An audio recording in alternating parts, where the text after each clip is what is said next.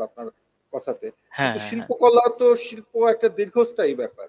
দীর্ঘস্থায়ী ব্যাপার। হ্যাঁ, আপনি আপনার সাথে আগে যখন এমনি কথা হয়েছে তখন খাজুরাহোর ব্যাপারটা উঠে এসেছে। হুম, হুম, হুম। তো এই যে শত শত বছর, হাজার বছর শিল্প ছবিগুলো টিকে থাকে। কিন্তু হুম, হুম, আপনার এই বডি পেইন্টিং যেটা আছে, হুম, হুম, এটা তো হুম, হুম, দীর্ঘস্থায়ী না। হুম, হুম।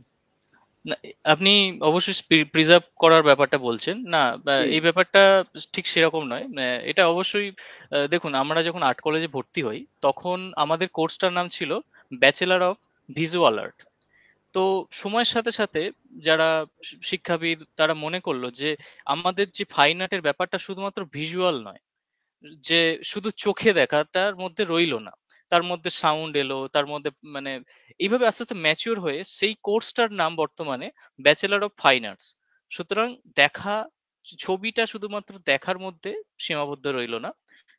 তেমনভাবে এখন ইনস্টলেশন নিয়ে প্রচুর এক্সপেরিমেন্টাল কাজ হচ্ছে।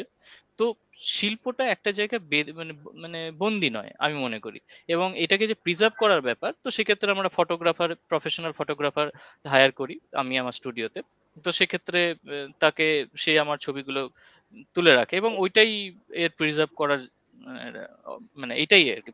যেমন আমরা আপনাকে বলি, যেমন আমি কোনো একটা এখানে একটু আপনার ইন্টারাপ্ট করি, ঢুকে যাই। আমরা মোনালিসার অনেক কপি পাই। হ্যাঁ, হ্যাঁ, প্রকৃত মোনালিসা কিন্তু একটাই। আপনি যখন হ্যাঁ, এটা হ্যাঁ, প্রিজার্ভ করবেন, এটা ফটোগ্রাফিতে হ্যাঁ, চলে হ্যাঁ, যাবে। হ্যাঁ, এটা কি হ্যাঁ। সেরকম একটা ব্যাপার হয়ে দাঁড়ায় না?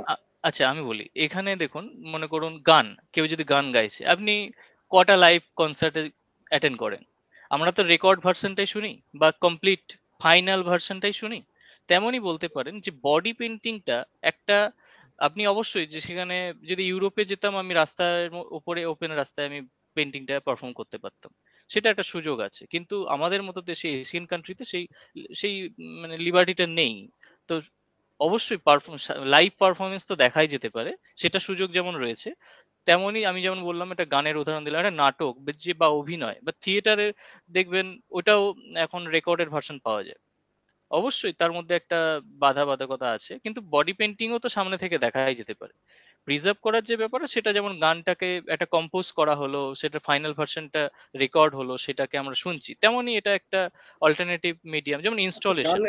গানের ব্যাপারটার সাথে কি ঠিক যায়? গানের তো অনেকগুলো ব্যাপার আছে। গানের অনেক কিছু যোগ করতে হয়। ট্র্যাক আছে এখন, যেটা আধুনিক ফর্ম গুলো যেগুলো আছে, সেটার সাথে মানে আঁকার ব্যাপারটা একটু আলাদা নয়? বলে দিচ্ছি না আঁকার এটাই। ব্যাপারটার সাথে তো ফাইনালি আপনি একজন মানুষ সেখানে। হুম, আপনি হুম, আপনি হুম, যখন একজন গান গাচ্ছেন, একজন গায়ক আছেন, একজন গিটারিস্ট আছেন, একজন কিবোর্ডিস্ট আছেন, একজন ড্রামার আছেন, হুম, হুম, অন্যান্য আরো অনেকেই আছেন, অনেকগুলো। আর এখানে হুম, তো হুম। আপনি একা একজন, যেটাকে না, আপনাকে না, না, পরিণতি এটা দিতে একদমই হচ্ছে নয়। একটা সম্পূর্ণভাবে।